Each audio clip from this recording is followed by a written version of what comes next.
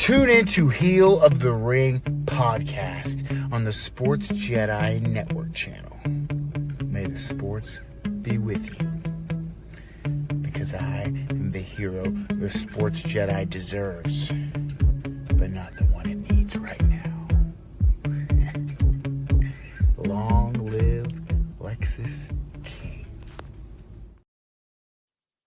What's up, everybody? Welcome to the Heel of the Ring podcast here on a Father's Day weekend edition. We're going to talk some professional wrestling all across the week. But first, before we get to some wrestling talk, let me say hello to my partner in crime, the other half, the co-host of the Heel of the Ring podcast. What's going on, PGH? Chris, how are you, buddy? What is up, brother? Yes. Great week of wrestling. We're here again. Sorry for the little late start. We like to do this a little earlier, but it's weekly wrestling for a reason because we do this on the weekend. So I'm excited, dude. This is a first time in a long time where I feel like every single show has flowed good. There were a lot of good things. Even Dynamite, when we do that segment, I am not going to talk about the 10 o'clock to 12 o'clock hour. I'm strictly going to be talking the 8 to 10 hours. Dynamite, which I thought was pretty good. TNA was good as well. Everything was good, even SmackDown. So we're going to talk about some of the stuff and some of the other things going on in the wrestling world. So I'm excited, man. Yeah, let's start off with the Monday Night Raw. We had John Cena kick off Monday Night Raw. Everyone seen him come down the ring, addressing the R-Truth situation, but all in behold, interrupted by CM Punk. You know what? What a way to start off Monday Night Raw. Of course, first and foremost, I know you must have liked what John Cena was wearing. He had the Phoenix Suns. He had Phoenix Suns colors. Yeah, I did. You must enjoy that one. That must have been a nice one. I thought of you. I said, yo, Chris must be stoked. That's nice, man. Oh, it was awesome, bro. That'll be a nice T-shirt commemorative to give as a gift for you because with those colors.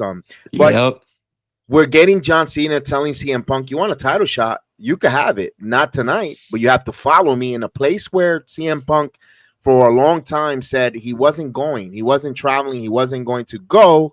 I think he told The Miz to go suck a blood-covered monkey banana. But now he's going. What's your thoughts, first and foremost, the promo and CM Punk now bending the knee in as well?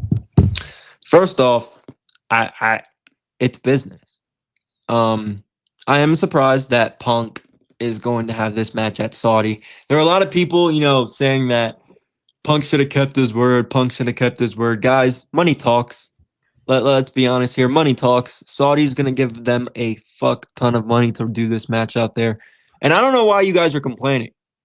Because we didn't expect, and I know I'm going a little bit ahead now, but last night on SmackDown, we did not expect Punk to come out there. They're actually trying to give us listen, because this gets into my point. I said, I'm sorry to go further, but this has to do with my point because we didn't expect them to maybe have a long-term feud because the match is only in a couple weeks. We saw it with Randy. We saw it with Truth. They had like 1 to 2 weeks, and it was only like a segment on Raw. We saw Punk go to SmackDown and have another face-to-face, and then so now they're putting more effort into this, which is what I liked. And now I'm seeing like we're getting the best out of Cena so far since heel run. But sticking just to Monday Night Raw, that was really good. We didn't expect even Punk to come out there on Monday Night Raw either. We didn't expect him to do this match so soon. Maybe we thought this was like a SummerSlam match or something like that, but I don't mind it. It's Night of Champions for a reason. It's going to be a good show in Saudi. They're doing the King and Queen of the Ring finals there. They're going to have other good matches. So it doesn't bother me. What CM Punk said was a long, long time ago, around 10 years ago. Again, stuff changes. He also said will never go back to the WWE, and look where he is. So stuff changes, money talks, business is business, and I think even if CM Punk were to have some ill on going to Saudi, I think he respects and loves John Cena that much where, listen, this is your last year. This is the last time we'll ever make magic together. No one thought I'd ever be back here for this to happen. I'll do it for you. I go back to what Triple H said to CM Punk when he came back on board the WWE. Are you the same guy you were 10 years ago? Because if you are, you just wasted 10 years of your time. That means you grow. You mature, you see things different. I like the fact that they're going to have this match. I wish it was in United States soil. I am not going to be totally hypocritical. Says but I understand why they're going to draw a lot of money. Hopefully, that's going to be a big payday for Punk as well as Cena on his way out. I'm intrigued. I'm ready to go. Unhinged main event, Fro. What's going on, man?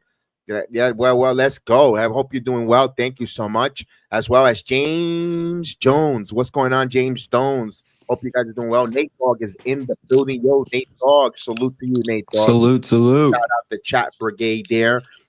We'll see where that goes. I like the build. I'm ready to go, man. Yeah, the build's been good. Like I said, they're putting a little bit more effort into this one than they have in the last previous John Cena matches since his retirement tour, and he's actually been present. So yes. let's enjoy this. Absolutely, and we'll go a little bit of Monday Night Raw. To me, after that encounter, they start off with a pretty good match with AJ Styles and Chad Gable. Chad Gable, regardless if it's under the mask, without the mask, puts on a hell of a show. And then you can't even say when you had a bad match from an AJ Styles. AJ Styles is a great storyteller, in-ring competitor who's just continued to get better and better and better with age, like fine wine. And I tell you, that match between those two guys were a phenomenal, no pun intended, opener contest for Monday Night Raw. What a week because that was the precursor of the week of wrestling we were going to have. Great job there, but it's telling the story that Chad Gable, without the power of the mask, if you believe he's in Grande Americano, can't seem to buy a win. I mean, yeah, he can't seem to buy a win, but he's having great matches. It's tough. I think, I don't know about you guys. I'm starting to get a little bit bored of the whole Grande Americano stuff. Worlds Collide's over. Why do we need to make fun of the luchadors? Interesting on that. We'll find out. But here's one thing we're going to find out.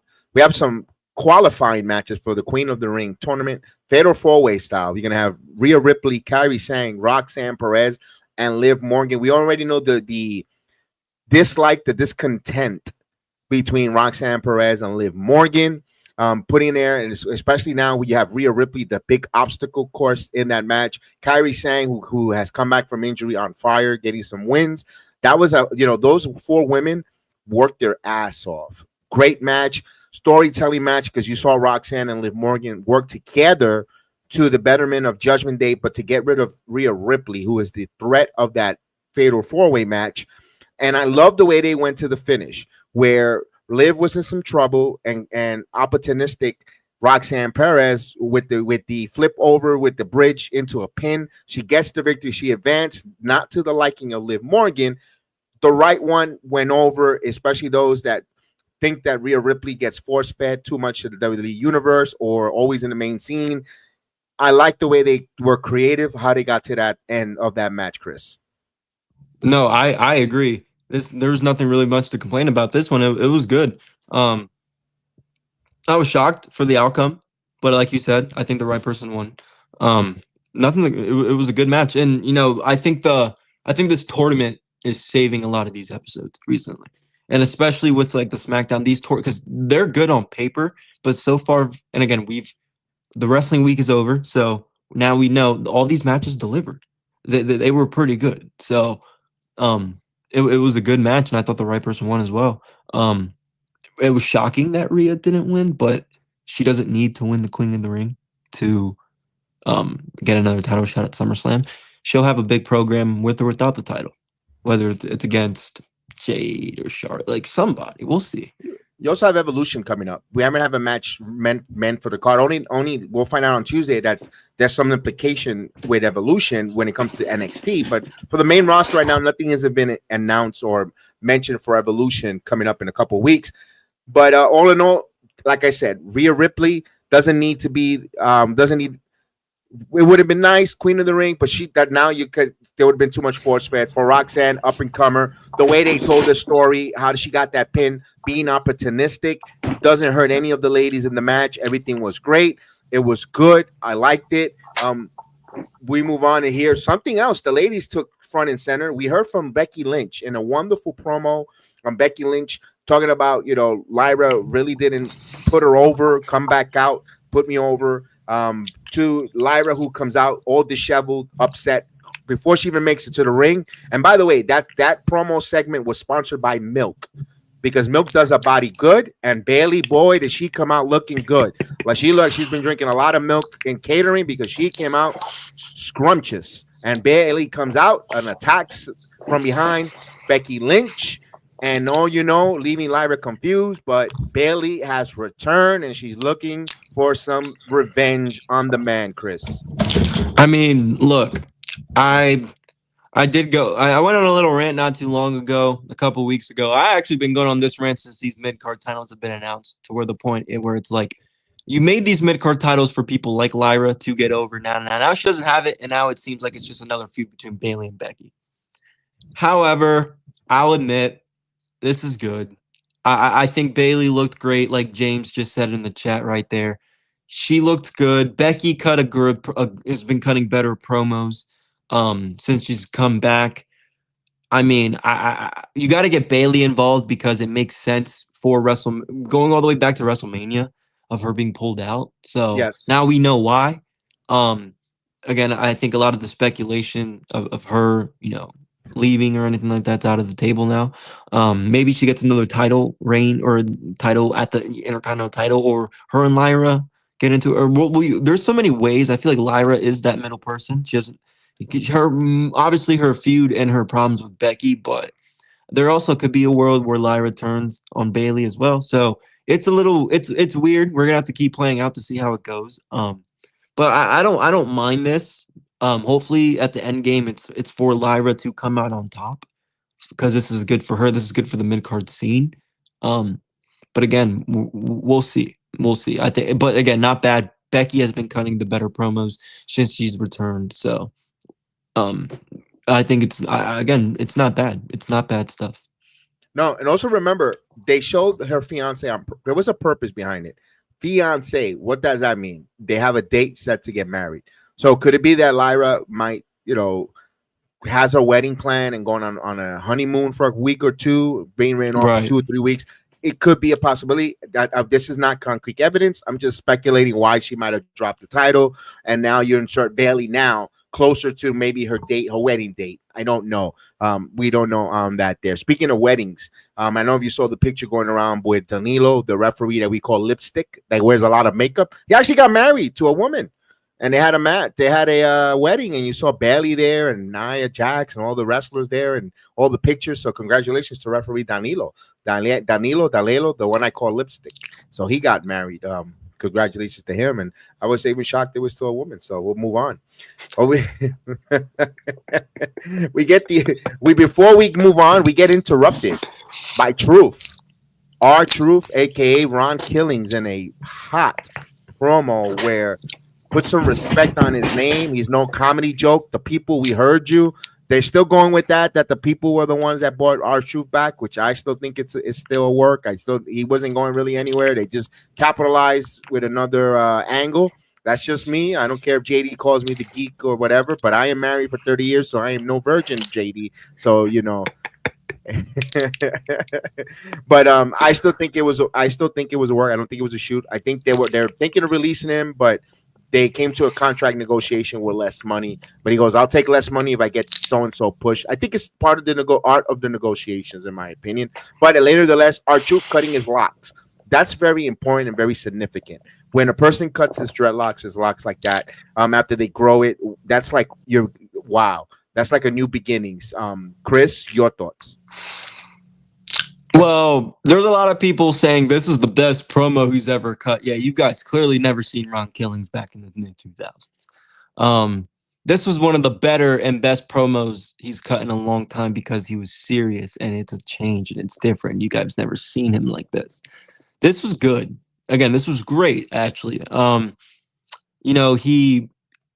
like Kev said, if this is a work, if this is, they're making it part of the story. They're making it part, they're telling you guys, they're feeding into the IWC, right? They're feeding into that shit.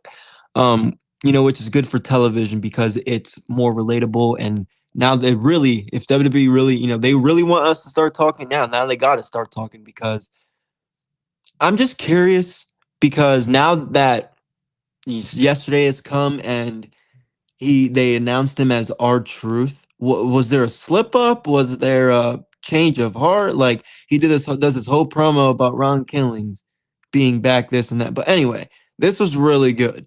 He needs this for a change. I think people are going to take him even more serious, and I think he's even going to be more over.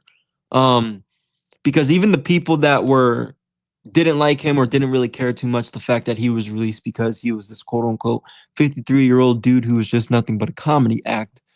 Now he's being legit. I mean, right. The thing he did on Busted Open the other day sounded a little not unnatural, but I'll be honest, it was a work, brother. But he's living the gimmick. But anyway, he did it really well on TV, and that's ultimately what matters. I don't think that many people have Sirius XM radio, so who knows who even heard that? But unless you have it free or something. Drake from Long Island, Drake from Los Angeles, who always calls a little 13-year-old.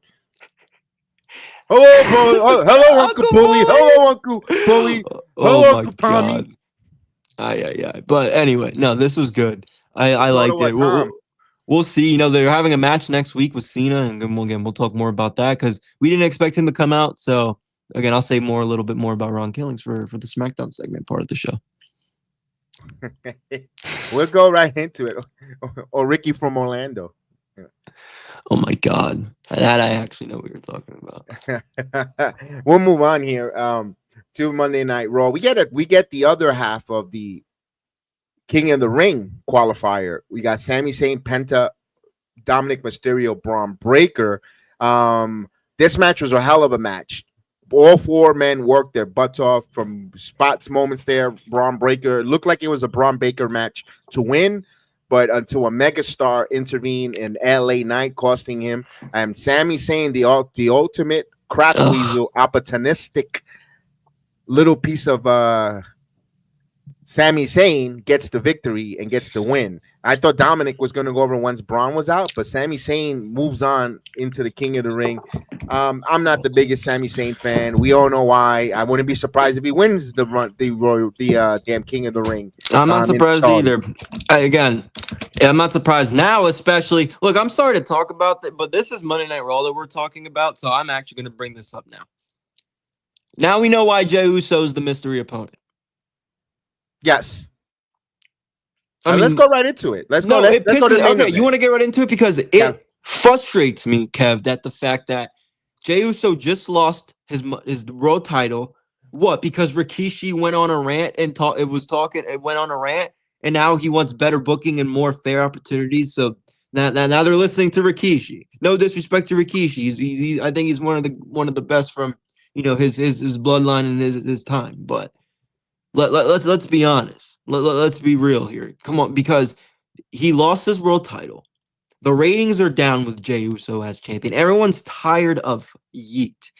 Even the diest of the diehards are sick of it every single week, every single minute when he's out there.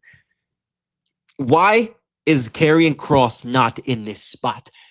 And I'm not just saying this because I want Karrion Kross to be on TV. We all do.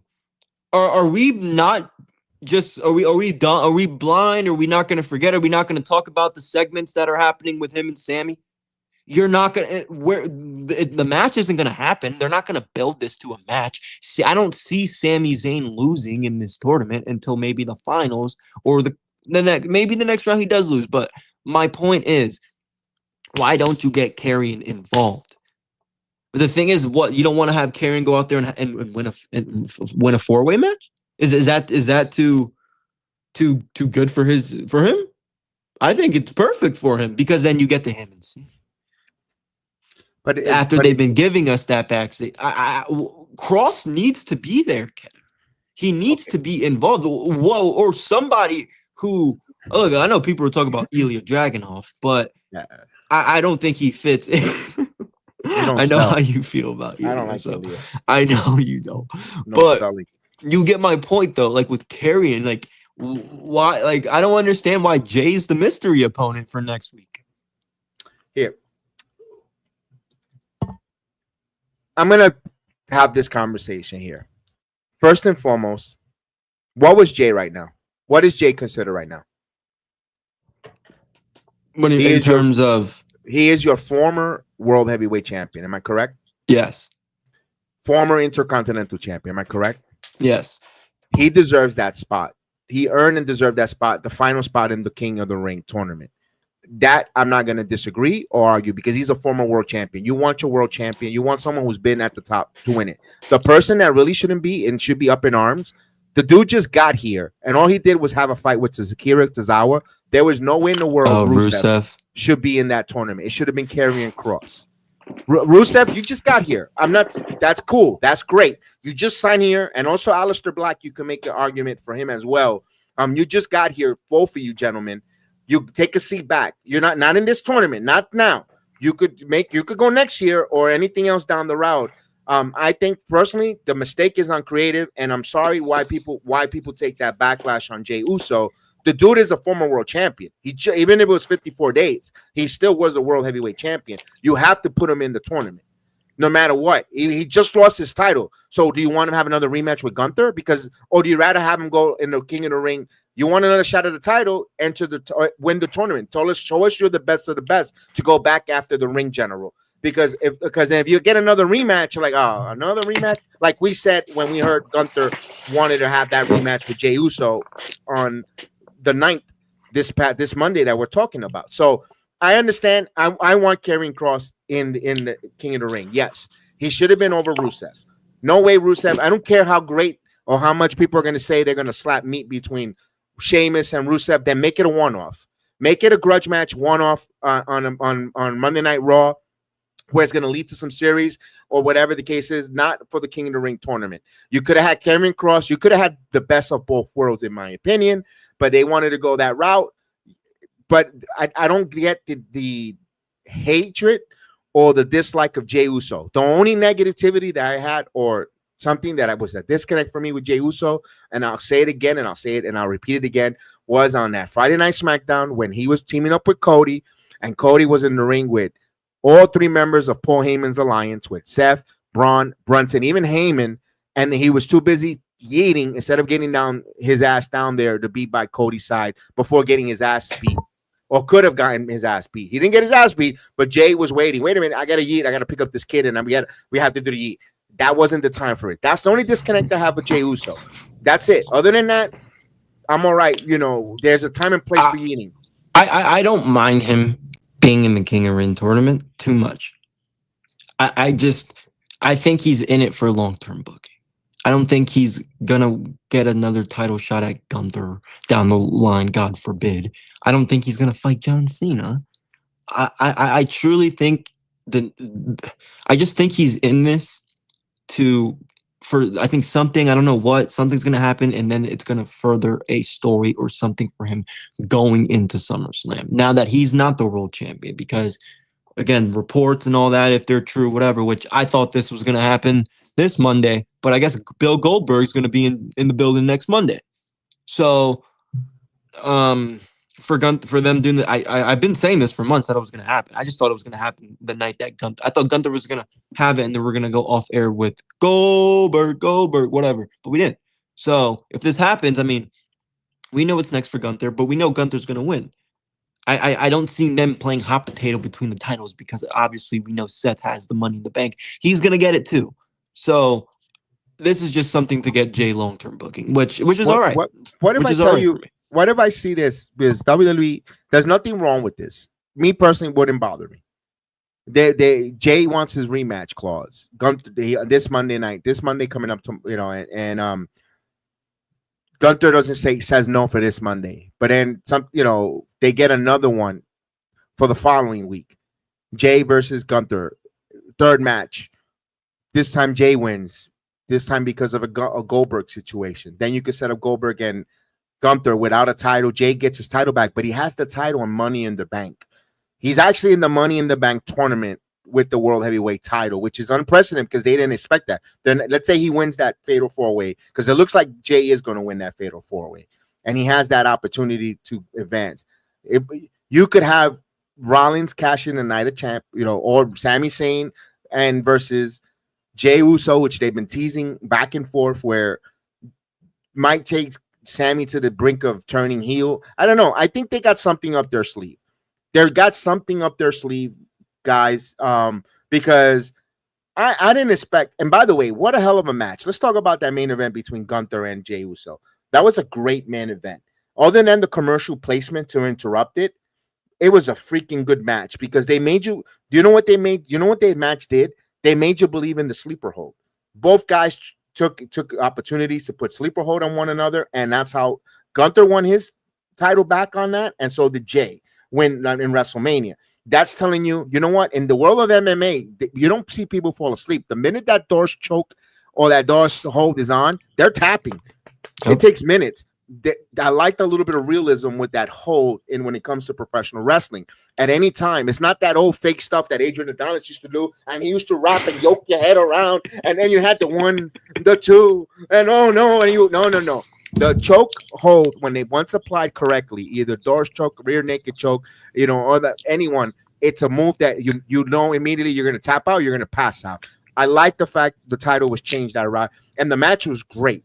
All in all, I hope they bring a Gunther and Jey Uso one more match where Jey wins it, even if it's another short-term range. And again, don't think if that happens, it's not because Rikishi is screaming on the top of his lungs about a podcast. It's because they have a plan to unfold, to tell. Just let's trust the process right now. It might not happen that way, guys. But if they go that route, I understand why they're doing it. I could see it. I could understand that. Because remember, at the end of the day, it's still sports. Anything is predictable. Anything is unpredictable. Wrestling or any sport could be unpredictable. Any night, the worst team in baseball, like the Rockies, could go and beat the best team in baseball, like the Yankees, in a big blowout. Anything can happen. Wrestling wants to kind of give you that realistic feeling. I'm okay with it. I'm good with it. I'm intrigued. I'm ready to go. One thing that was a little bit unrealistic or wasn't resonating was the return of Nikki Bella, especially with Liv Morgan. There was no connection. Why Liv, out of all the people in the locker room, has to interrupt because her name wasn't mentioned with all the list of women even Stephanie Valkyrie, Valerian, whatever. Vacquay. Yeah, you say Vacquay, I say Vacare. I mean. Oh my god, dude, that was fucking hysterical. I mean, that's a reason why you could look, but you really don't want to touch Nikki Bella. No, look, I think it's just to set a matchup for Revolution. Obviously, with Brie Bella, and then for Raquel, for the women's titles. Again, they're in Nikki's home turf, Phoenix, Arizona. So I guess it makes sense, but no, I'm not into Nikki Bella in 2025. All right, I got you. I wasn't really that into her in 2015, 2014 during the first Revolution. I think Ronda Rousey, my favorite part is when Ronda Rousey made her look, like a little puppet on the mic. I don't like Nikki Bella. She's there because she's part of the big evolution in the first one. She was the main event, and she wants to be there for the nostalgia. I mean, she's got some money to pay, so she needs some money to make. If you know what I'm talking about. So, I mean, I'm not gonna sit here and bash the girl. I don't like her, but I'm not gonna sit here and say like I don't care for the match. I don't. But it's not. I'm not gonna shit on it. I'm not gonna hate on it because at the end of the day. The promo yesterday or Monday might have been but they're trying to build a story to it. With Liv, at least taking a shot at her. Nikki really looked like she stumbled though. She looked like she didn't know what she wanted to say at times, especially after the Stephanie Vacquay. So she knew she stumbled. That she was like, oh shit. No, it's all right. It's whatever. I don't like it, but I'm not against it, I guess. If they could, if they could incorporate a little more Nikki Bella, maybe have Brie, have a promo with Brie. We got to get Raquel involved too as well if they are going to get the title match. It can't just be a face-to-face between Nikki and Liv every week and then have the Brie and Raquel as like the background for the tag team match. You got to have all four women of them involved for me to be invested. But I'm curious to see what happens with Brie Bella if we got that. So nothing wrong. I'm gonna go to water and I'll be right back. Yeah, I know you don't like her. Neither does John Cena. So fair. So we'll move on from That's that. crazy. All in all, I thought Monday Night Raw was the best Monday Night Raw in the Netflix era. Since turning over from USA Network into Netflix, better than the first night where you had Tribal Chief taking on Solo Sikoa, Combat, Tribal Chief, Faluda Fala Combat, all that good stuff, all that pomp and circumstances. I thought Penta's return first coming onto the scene. I thought this Monday Night Raw that passed was their best. Could you give it a 10 out of 10? No. The reason why I don't give it a 10 out of 10 is the commercials. When you put commercials in a match in the main event, 2 commercials and 90 seconds in, the placement of the commercials is what hurts. What bothers it would have been a perfect 10 out of 10 show, for my opinion, but it was a close to next to perfect for a televised show with a lot of commercials. That was so Monday Night Raw, the best Monday Night Raw in the Netflix era. And then now they're starting to get hot because what I told you, SummerSlam is supposed to be their big show of the year, but they also got some Night of Champions 3-week builds. Then right after that, Saturday night's main event with the Women's Evolution, and then they're off and running to the SummerSlam in New York City, where New York City is going to be on fire with Lucha Libre.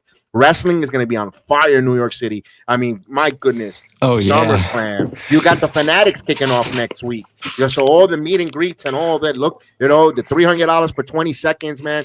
I mean, and you're not going to get any. You don't have to wear a condom. Oh, my goodness. That's easy money for the wrestlers.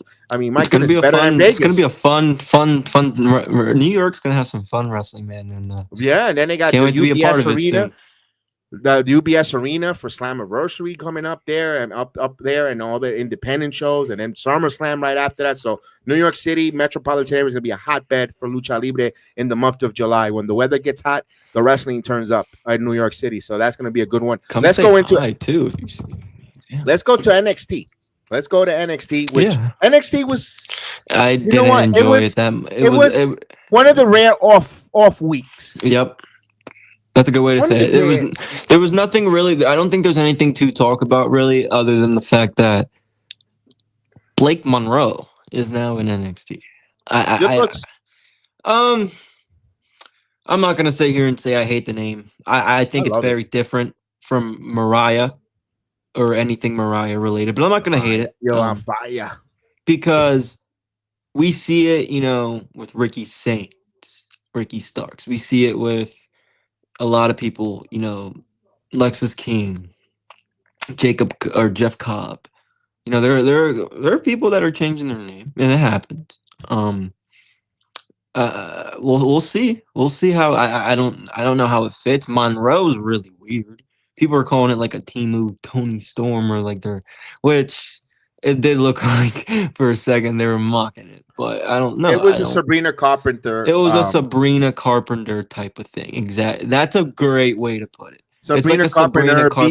If you're an older person, it was Bewitched. If you're an older person, you remember that show Bewitched. With a little bit of a Sabrina Carpenter modern twist. It had a little bit of everything. A little modern. Right. So Blake, I'm not gonna sit here and the actress. They had a little bit of everything. So I'm not gonna hate on it. We'll see what happens. But NXT, it was flat. There's not much to talk about. It was a little flat. There's just not much to talk about with NXT. I mean, I think next week we'll have more. I don't know, unless you can think of something that's hot out, called out, stood out to you. I do want to say something real quick, and then we'll move real quick on. Yeah, go ahead, bro. Because it was one thing I noticed from NXT for Mariah May now, Blake Monroe. It's her name now that she's going to carve a new blank canvas in the WWE world, because I don't think Mariah May could have topped main eventing WWE pay-per-view like she did with AEW, being the Hollywood ending.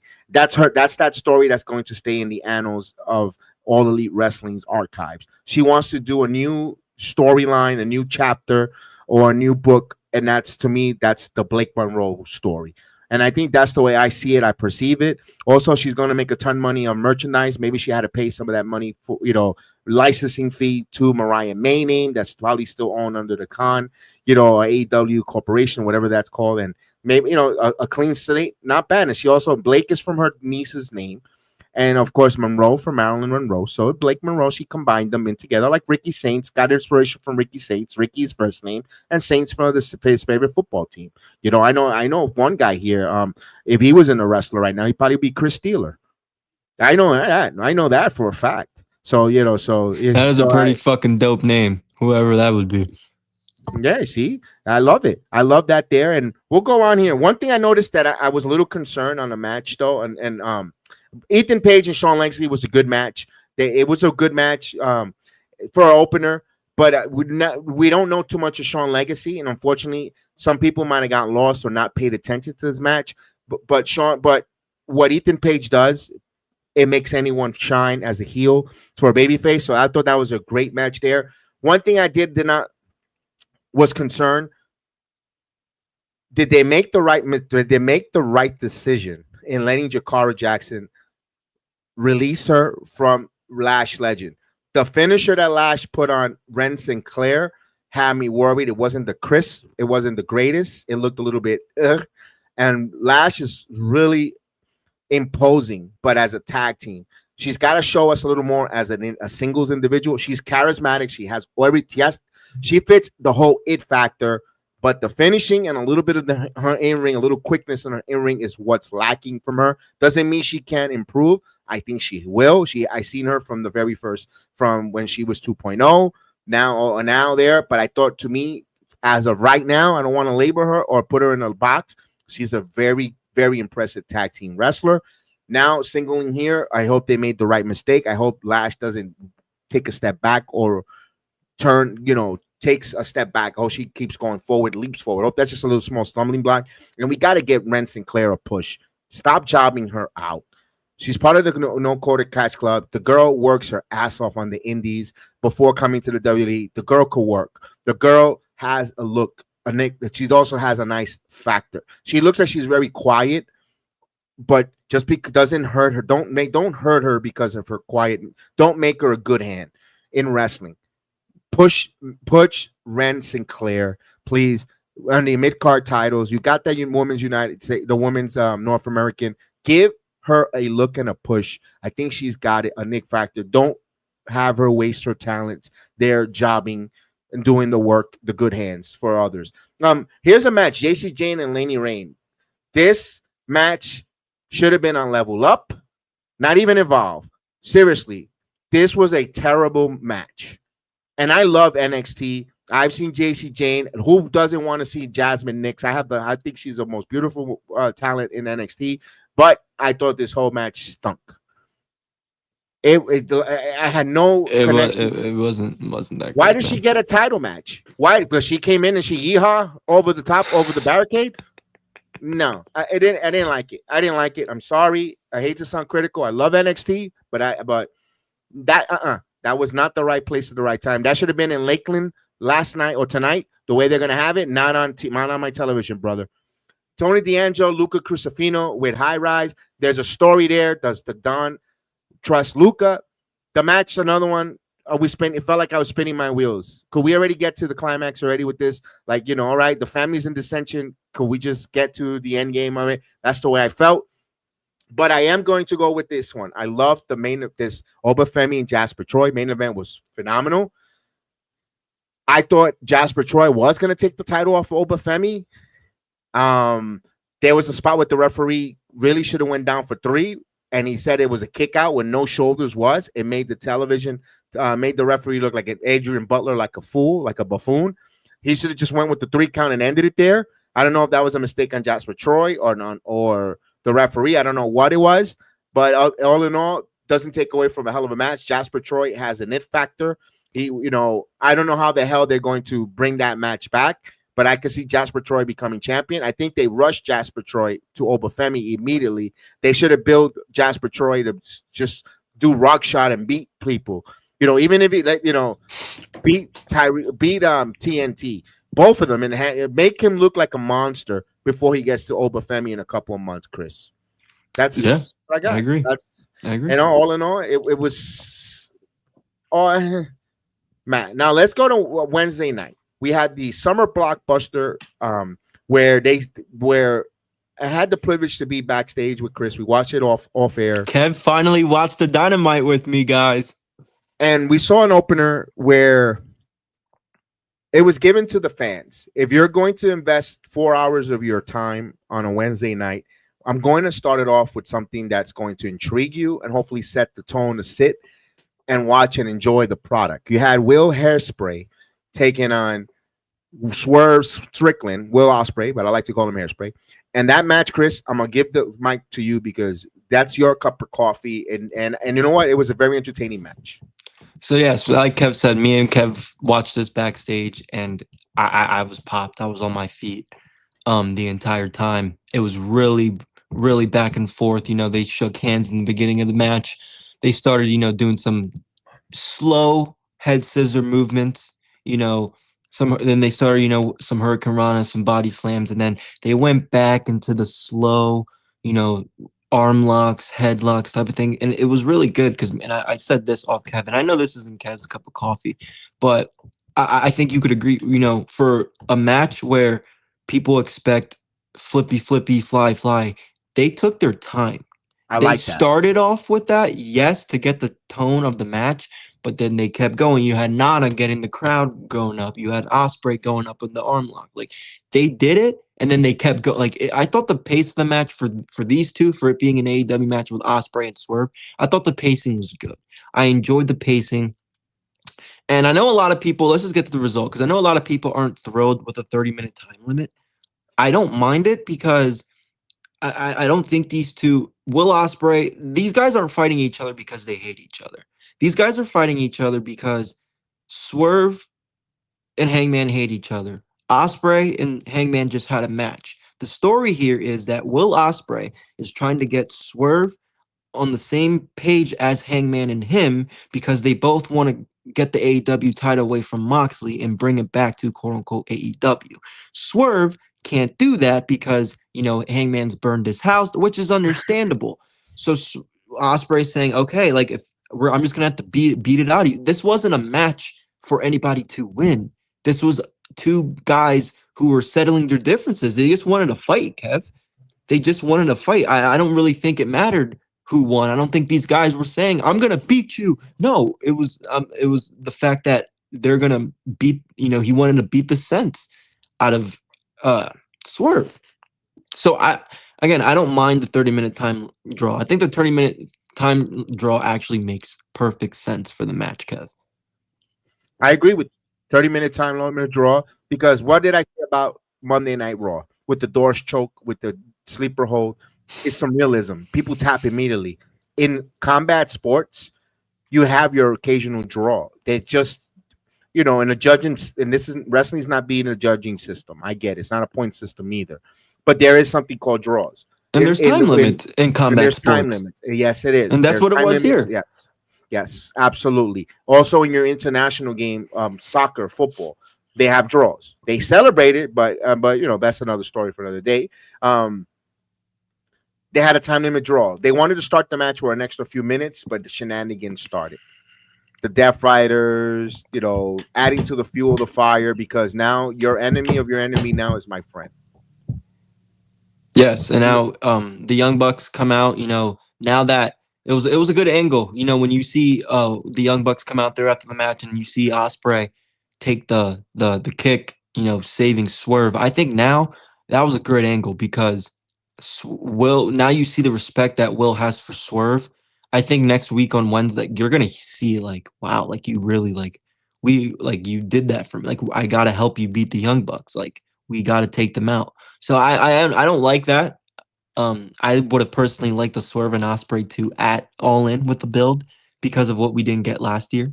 But the story's there, and I appreciate AEW because, again, a lot of criticism was they don't tell stories or it's not there. They're having their two biggest stars in the roster, you know, tell a story that makes sense. I just explained to you why these guys are fighting. I just explained why these guys have a 30-minute draw, and it makes sense. So good job on AEW for the opener. I really enjoyed it. Next week when Hangman comes out, I mean not Hangman, Ospreay come out. Since Tony likes to lease songs, you know, he should buy the Meatloaf song. I will do anything for love, but I won't do that. You know, for the Bet Out of Hell series. He might as well if he's getting all these licensing and shit. He might as well. Yeah. So we'll go into the next one, man. Yeah, go ahead. Before we get to the next match, we get a backstage stirring the pot. You know, the man who likes to stir the pot, the bald man himself, none other but Don Callis with the bitch of all bitches, Okada, Kusuke Okada, trying to get him to stir up and trying to recruit him, trying to get in his head. He calls him a bitch and runs out of trouble, leaves out of there. Then we get Mystical versus Vanilla Baby, Blake Christian. Mystical, formerly known as Sin Cara. Then we get the Hurt Syndicate come out here, Bobby Lashley, Benjamin. What do you thought about that? All that crap, you know, it all. I don't care about Mystical and Blake Christian. Don't care. This is just a way to get him and MJF in the ring. I'll talk about the MJF stuff because that's the only thing worth talking about. Even the Hart Syndicate match, the match was boring. It was a squash. It wasn't anything. So I don't care about the match. But how do you love it? How do you? Yeah, go ahead. The spot with MJF and Mystico, him taking the whatever. I liked it.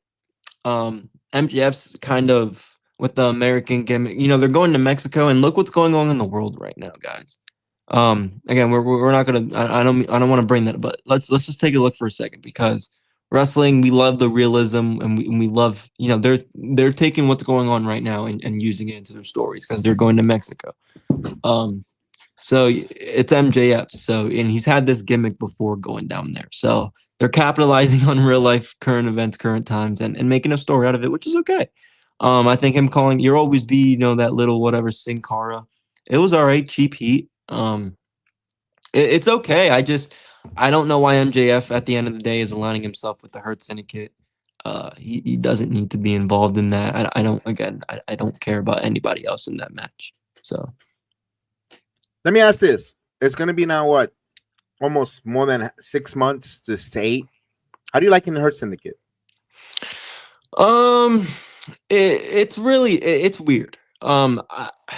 Obviously they're the best tag team. Obviously it's Lashley and Shelton. I mean, they're veterans. They know what they're doing. It's just it's like the Mercedes thing where it's a little bit like they're getting every tag team thrown at them right away for them to beat. Like they made a mistake having the guns come out there right away because again, you rushed that match and you rushed that and now they're gone. Private Party, which now they're in, I guess they're coming to NXT in a couple weeks or a month or whatever, which again, I'm not the biggest fan whether they go there or not still, but they're the only real tag team that people gave a shit about and they didn't do anything since they lost. And where the hell's Juice Robinson, Jay White? I mean, two people that were involved in one of the best tag team matches I've seen in the 2020 century. Yeah, it was Juice Robinson and Jay White versus FTR Collision.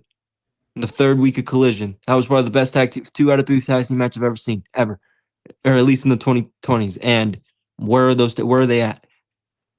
So it's like it's two ways. They're not helping the tag team division, and there's nobody in the tag team division to help them. So they're just dominant. I love all 3 of them, but it's like, and again at meet and greets, they do the Hurt Syndicate. Cedric's with them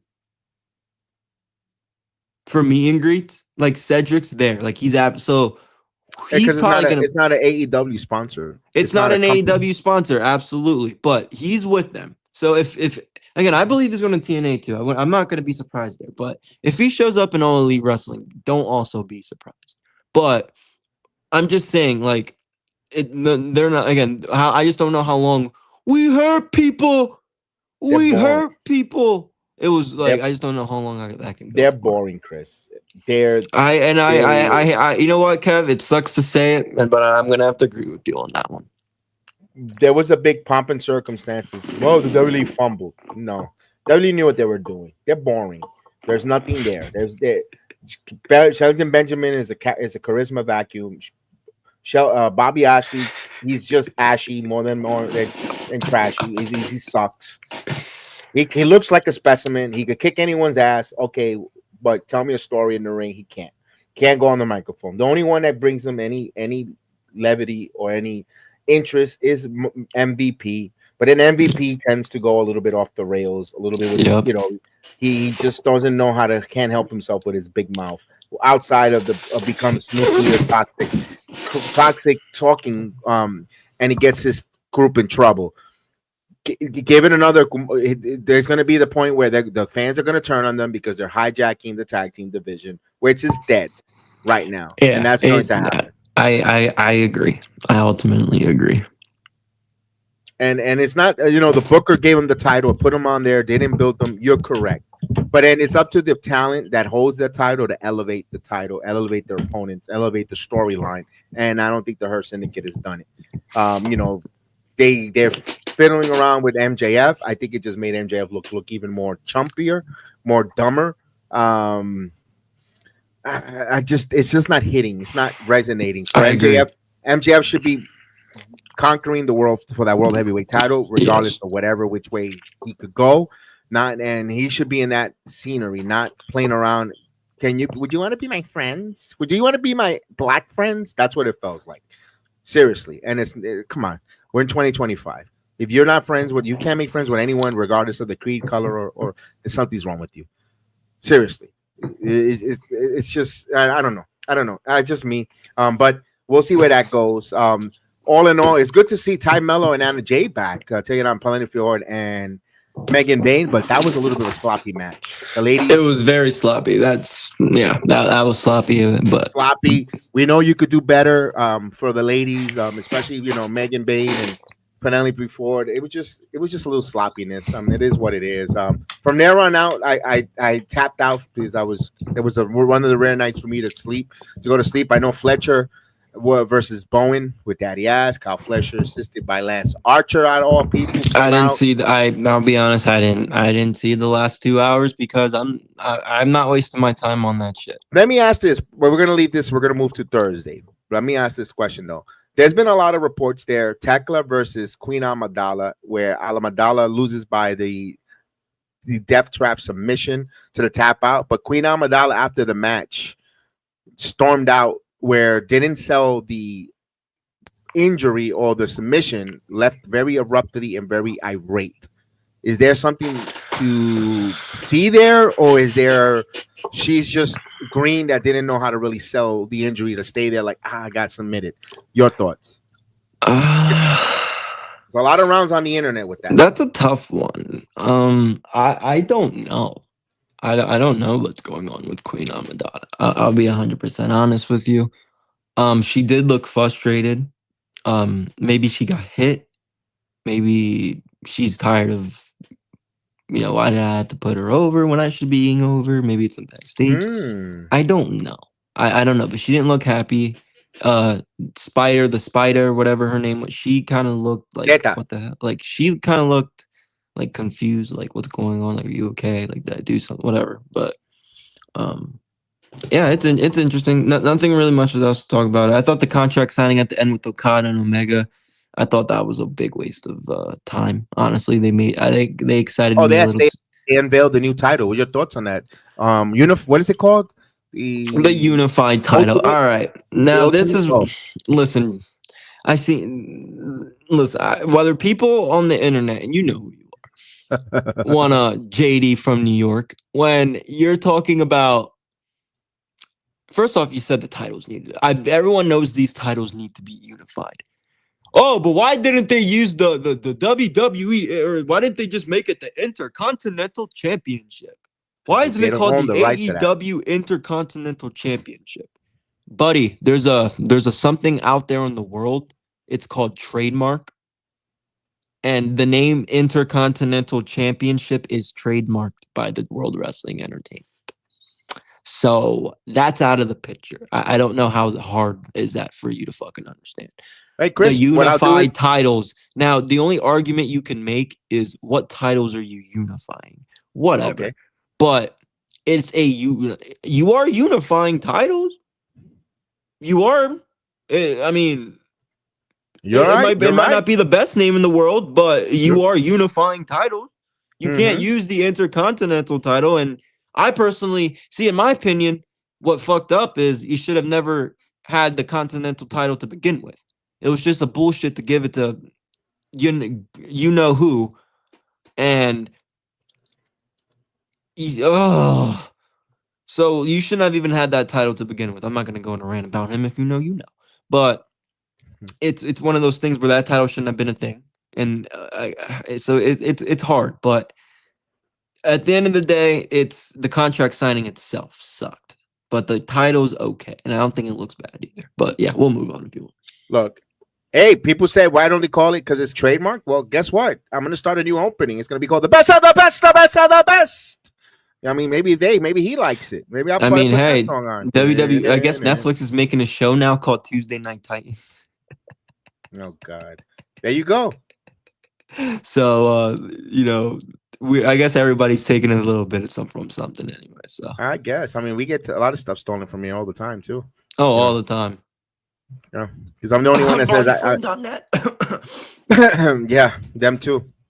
Them too. I mean, even certain females everywhere check our stuff out. Yeah, I just try. We watch that stuff, guys.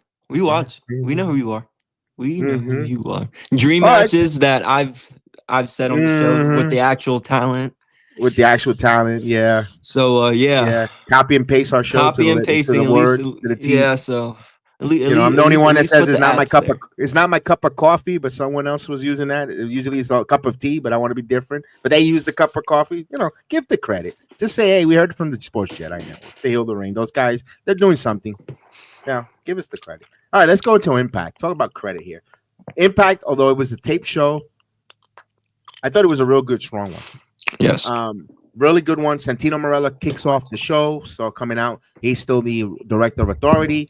We hear from Mance Warner and Steph Delander, but Tommy Dreamer gets the comeuppance. He beats up on Tommy Dreamer. What it looks like is going to be a Mance Warner suspension. Speaking of suspensions, we saw Mike Santana could not enter the building, just like this kid predicted here, that he was going to be off of TV for the next 2 weeks because they're taping, and that's what hurts the TNA product, the tapings, because we wanted to see Mike Santana. We hope they don't cool off Mike Santana, although I don't think so. He's going to come back with a vengeance.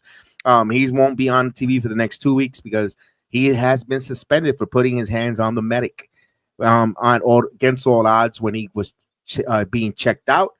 But now Tommy Dreamer gets beat up by Mance Warner, looks for a suspension because we all know Lance Warner and Steph Delander are about to tie the knot. Don't know if they're going away on honeymoon or their wedding. I don't know if that's also a situation, but that's a way of writing off of Mance Warner from TV. I like Mance Warner. I can't wait when he returns. To me, I am a huge fan of Mance Warner. That Southern Cycle, SOB. I'm a favorite. I'm, one of the guys in TNA that I like to root afar. I want to see some more Mance Warner. We had a nice promo there by Steve Macklin. Steve Macklin, come get it. We're looking to see, keeping an eye on Trick Williams because maybe he has an eye on Steve Macklin, Trick Williams for that NXT World Title. I want to see Macklin stay with his championship there. In a hell of a match, very underrated match. Jason Hodge versus Leon Slater. Holy moly, those two bruv worked their ass off. Jason Hodge not only that, put on a great match against Mustafa Ali against all odds. He turns around and he has another banger with Leon Slater, both in defeat. But I love the fact that Jason Hodge, both matches went over without going over. I got to give him credit there. And that storyline with Mustafa Ali's group, that phone call. Who is Tasha Steele calling?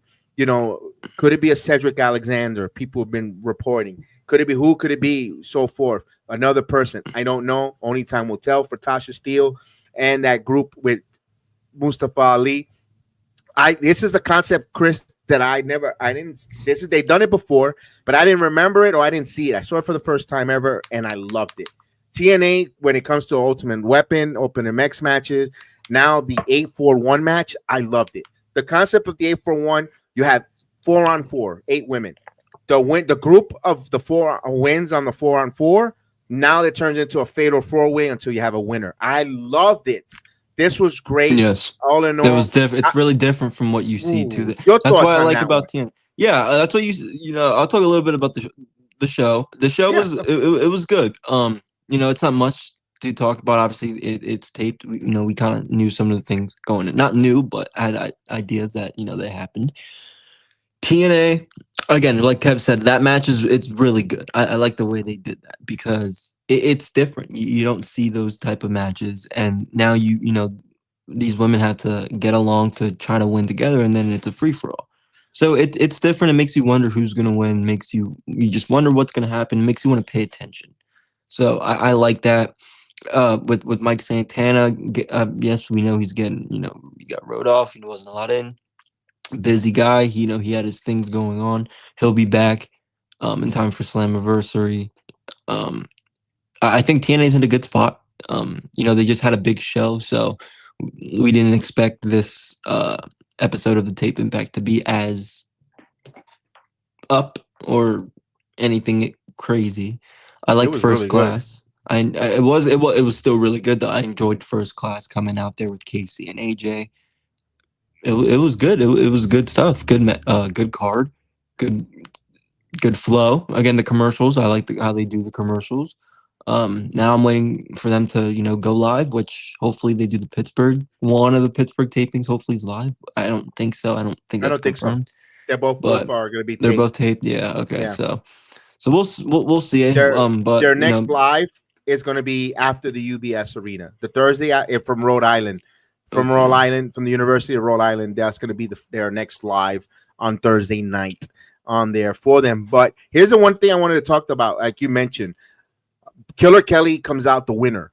Where there is, and at the moment, I was like, and when that happened, at the moment, I was like, ooh, Killer Kelly, because I was like, she just came back. Kelly, she just got back, but she makes the most sense with the story. Former tag team partner of Marsha Slamovich, where TNA wants to probably hold on for Marsha Slamovich title run a little longer, which I agree with.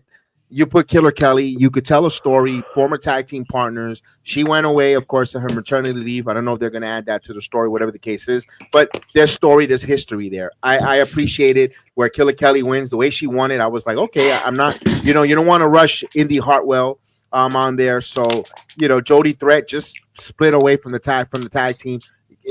I don't know if Jody Threat and Marsha would have sold you tickets as a knockout match, but Killer Kelly and Marsha Slamovich, you could, and I appreciate that. I want to talk about the First Class. They had the penthouse with Trick Williams. I love the fact that they talked a lot of nonsense where they want to line us up with Trick because they believe in Trick Williams and he's a superstar, and they're looking to get gold not just in TNA tag team but also in NXT.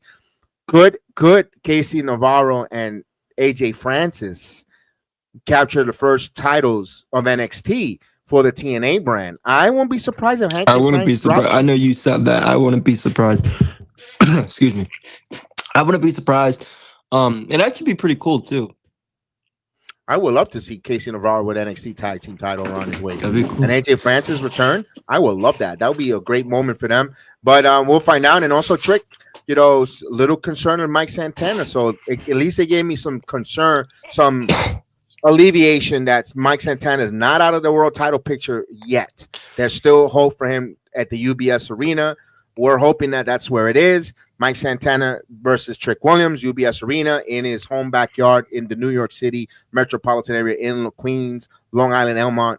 Hopefully that's where Mike Santana, born nasty, Puerto Rican native, Bronx native, gets a chance to win NXT Gold. We're hoping that's the case there for it. But all in all, you had the Hardys taking on First Class in a really good match. I mean, the Hardys, you can never disappoint with a match, and First Class coming away with the victory. That was all in all, TNA was really good for being a tape show.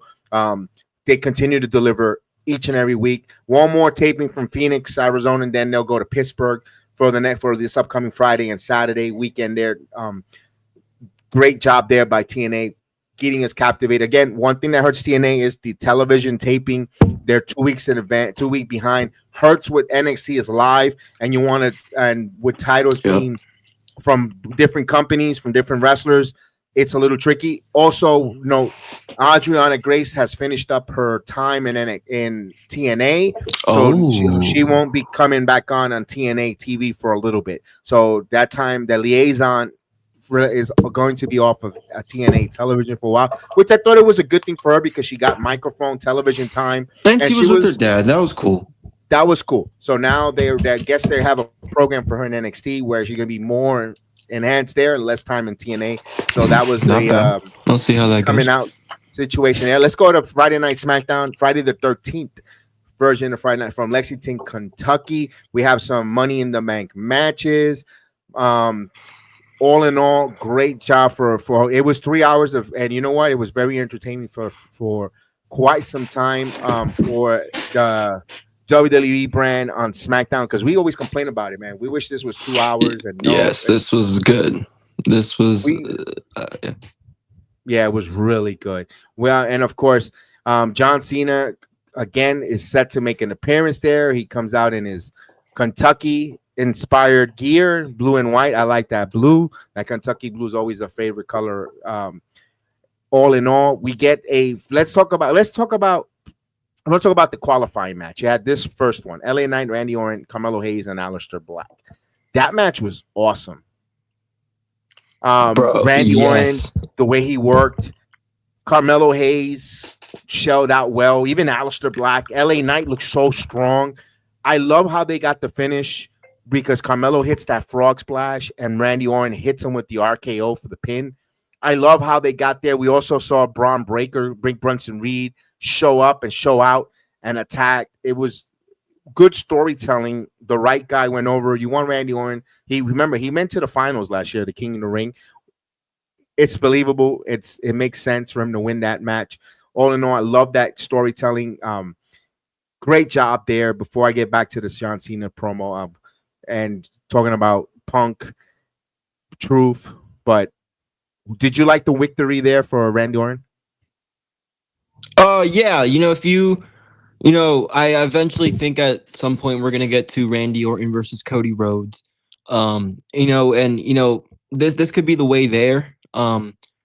And again, the thing I do like about the King and Queen in the Ring matches too, it's like, and I think not to be that guy, but I think AEW did a great job with this in the Owen as well. And I say that because the tournaments this year and all the companies have been pretty decent, right? Because you see it's not just a tournament to where it's these guys fight these guys like in the beginning of the rounds and then the semifinals. When it comes to the finals to a lot of these tournaments recently, and with this one, especially when WWE has done King of the Ring like last year, you see the story and you see we know the matches build up, but like you see them actually weeks on before the King of the Ring finals where it's like they do promos against each other, like.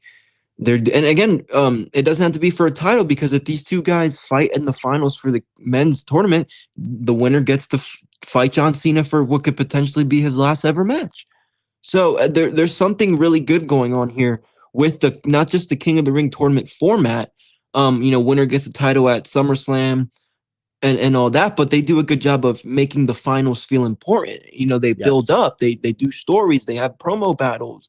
Because it's a part of their show. It's a part of the Night of Champions. So I don't like how in recent years with a lot of tournaments, I'm not naming any specific, just in the wrestling business in general, where it's just like the finals just fight each other in the big match, and then build it up. We know what's happening. We know what's on the line. Tell us what's on the line. So I think they're going to do a good job, and they've done a good job recently. So if these two guys are in the finals, I think it's going to be very more anticipated rather than not getting it last year for a championship, knowing that Randy Orton has no potential to win. Because we don't know who's going to win this match too. It could be either, but at the end of the day, we speculate Cody's going to be the one to take it away. Let me ask this. I know I buried the lead because I did that on a reason. How much, when you saw John Cena come out, then Cody Rhodes promo battle, then Randy Orton, business picked up. You see them all three of those legends in the ring. And then when you knew that fourth person was gonna come out. It just felt that way. But when LA Knight come out, I was pleasantly surprised. I wasn't expecting CM Punk. Oh, you're not muted yet, buddy. You're not muted yet. You're not muted. Yes. And when I didn't see CM Punk come out, I was like, I didn't expect CM Punk on Friday Night SmackDown. So when I saw all those four members going that promo battle, I thought LA Knight showed out. I thought LA Knight looked it strong. I was like, yes, LA Knight, there's a confidence in LA Knight where he's telling the Booker, Triple H and company, I belong in the main event scene. You make sure you push me because I'm organically getting over with the crowd, and I'm going to talk my way to the top as well. I thought LA Knight looked it strong there, and then of course they get into the match, and he had a hell of a showing. He backed up his talk with his actions for LA Knight, the megastar. So I really appreciate that. We'll see where that goes. And now we'll move on here where Jade Cargill, Piper Niven, Nia Jax, and Michin on the second women's queen of the ring, match. I thought Jade Cargill looked strong, despite the fact that Nia and Piper Niven teamed up. They were smart. They were the two big girls. Nia, the defending crown queen of the ring champion, went after Nia Jax. Michin, it felt like, man, she was like the skinny underdog against all those big mountains, but she still showed out. I thought Michin always showed out. Michin, we were talking with Heather, and me and Heather was like, Heather, I think Michin has turned into a good hand. She's out there to help tell a story, to advance a story. I don't know if they see title gold on her. You didn't see that. They didn't pull the trigger in TNA with her, and they're not pulling the trigger in NXT nor in WWE with a title, the mid-range title, so forth. But still, all in all, I thought Jade Cargill, when she finished on Piper Niven, was a really good match. Jade was really strong here, looked strong with those two big, strong women. I think she's going to win it. Sorry, I had to send a text and I didn't want to. I don't like typing because, when you just do the Siri, it's so much easier. But no, I think this is Jade's tournament to win. I think this is Jade's tournament to win. Yeah, I do. I think you're probably right. I don't know. Something tells me, man. Especially when we're going to see a little bit in SmackDown. We saw a little bit later in SmackDown. Before I get to that, we had a Wyatt 6 sighting. They had a match against the Motor City Machine Guns. So the Machine Guns were the first team. Hey, we're the veterans. We ain't scared of no one. We'll take on these Wyatt 6, the Dexter Lumis and Joe Gacy. The bell rings. You get the spooky stuff. You get the fireflies. They bring the chair. They all take their mask off in the ring. I got to say, though, Lumis and Joe Gacy, they could wrestle. They're really good in ring. They're very, very strong, talented individuals. They get the victory on the Machine Guns. But I having a hard time to believe in the Wyatt 6. I feel like they're going to get written off of TV, or they're going to go away for a while until I see WWE show me consistency. No, I don't blame you for that because they've shown us time and time with them. Yeah, and I know Gacy could work. I seen him in NXT when he was part of Schism. Before Schism, dude, I love this theme song because he had a great theme. He had a great look, but putting him under a mask isn't fucking helping him. He's not even wearing it because he's still his crazy self. But we'll see what that happens, man. He doesn't. When he's in a group like that, he's not going to stand out. Especially when people want to hear from Bo. People want to. Nikki's the only girl in that group, so she'll stand out. Rowan stands out a little more. Dexter, it's hard. He stands out the least, unfortunately, out of everybody in that group. Yeah, and Cena wants to come out, call out Truth. Truth intervenes. They had a fight backstage where it was crazy. But did you expect CM Punk first and foremost to come out? I didn't expect Punk to come out. No, hell no. That's what I was talking about earlier in the show. I didn't mean to get ahead, but I didn't expect him to come out. And like I said, they're trying to build this, and they don't have much time, and they're putting the best effort. I like it. I like it. I love it when he gets beat up. I think Cena cut one of his best promos. Yeah. Ooh, when he says you can't handle the Truth, and Truth is putting on a submission hold on him. Oh man, that was a good scene. What about the line? He goes, "You look like a little kid in T-ball." What you're wearing? That was good. From CM Punk. It was good, and then Truth beat his ass. It was good. Ooh, it was a great segment. Yes, it was a great segment. You didn't expect CM Punk to come out there. I didn't. I didn't. It's good because, like I said, they're building it. They're building it, and we're seeing more of it now. The people that are now, we don't. It's hard. It's hard to explain because, we got it Monday, so when with SmackDown being boring, the last couple of weeks, in my opinion, with 3 hours, not knowing really what to feel, it feels like rotation between some of the matches, some of the superstars. Again, that's how I felt about SmackDown recently. Now it gave you a reason to watch it. Now it probably gives you a reason to watch it again next week because now, you saw Punk, like Charlotte lost. Like Wyatt Six had a match. Now R-Truth and Cena are having a match next week. Like, you know what I'm saying? Like they're Yeah, I putting was their gonna, best yeah. efforts into SmackDown recently. That's why it's like, I'm shocked. Like I didn't expect Punk to be there. Yeah, like you said there, that final qualifying match, Fiend, Alexa Bliss. By the way, Chelsea Green not there. Storyline. I guess they wanted to protect Chelsea, not taking a pin or whatever. Mhm. Especially the way that match ended with Charlotte with the figure eight and Alexa getting the pin. So I guess the pin was quicker than the tap out, where Alexa just beats Charlotte by a hair of a chinny chin chin. Which I thought it would have been Charlotte to set up Charlotte and Jade Cargill, but Alexa Bliss. I'm an interesting matchup because the next round is going to be Roxanne versus Jade Cargill. Is really going to show Roxanne's ring general skill set with a bigger, stronger, little uncharacteristic wrestler in Jade Cargill. She could be the most sharpest wrestler, or she could be a little sloppy, and that's a challenge for Roxanne Perez. I'm wondering. I'd love to know who's the producer of that match, and when before and after to give either the flowers or boy, he had a handful to prepare. But no doubt, I would like to see who was out there and going forward with that. I'm intrigued on that match on the second round for that right person. I think Alexa Bliss winning. She's hot with the crowd. The crowd's behind her, so they're listening to the crowd. They want to give Alexa Bliss an opportunity.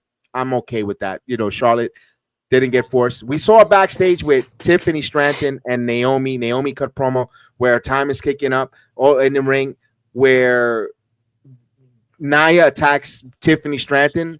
You're thinking Naomi was going to be opportunistic and cash in on a hurt Tiffany Stratton after she got bunzai'd a couple times, but Nia prevented it.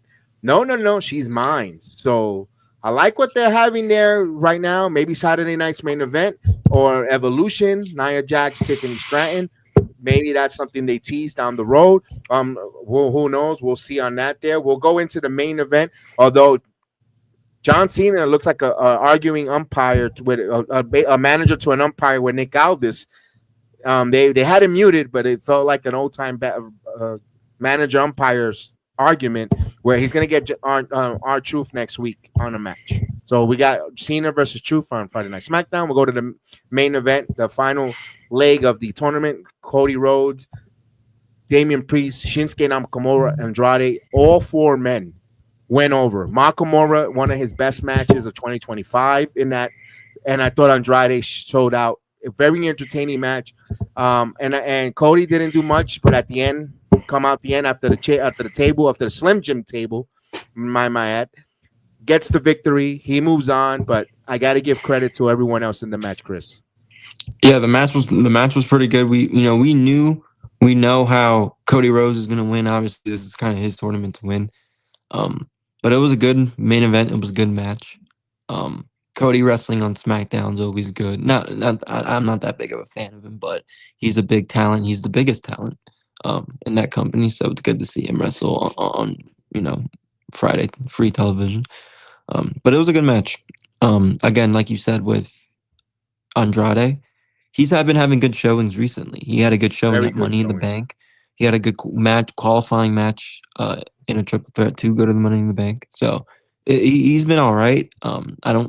I unfortunately still don't think he'll get like a big push. I hope he's in like the mid-card title scene with like the US title or something, but we don't really know how that's gonna go with Andrade. But he's been so far one of the key parts to SmackDown, especially with him having that match, those series of matches with Carmelo Hayes.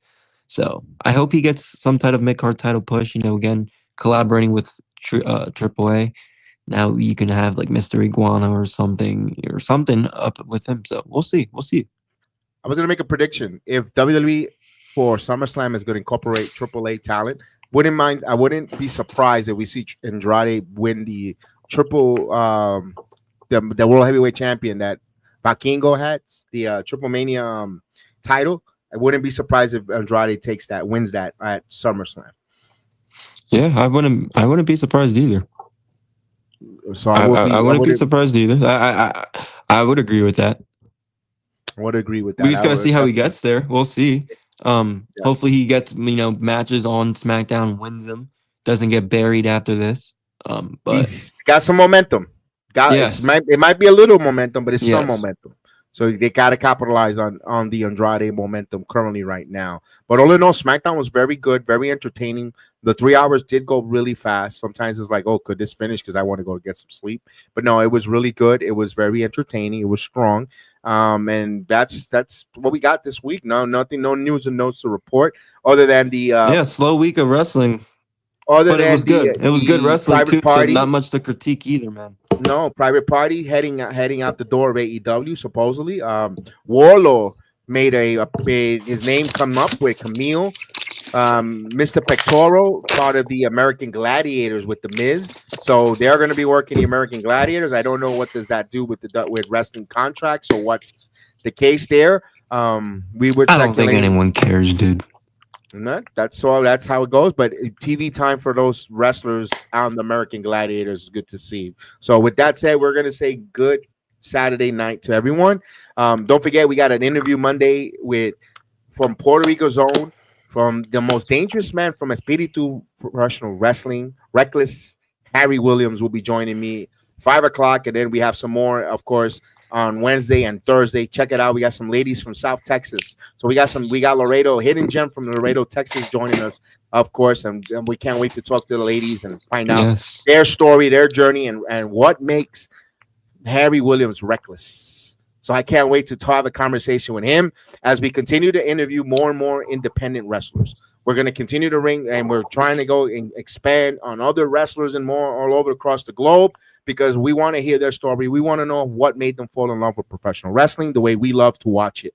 What made them fall and go in there and risk their health to entertain us. So we want to have their conversation. We want to hear their story, and we know you guys want to hear their story. So we thank you guys for watching us this evening. Don't forget, don't let life pin you. Always kick out, get over, and we'll see you next time. May the sports be with you. Good night, guys.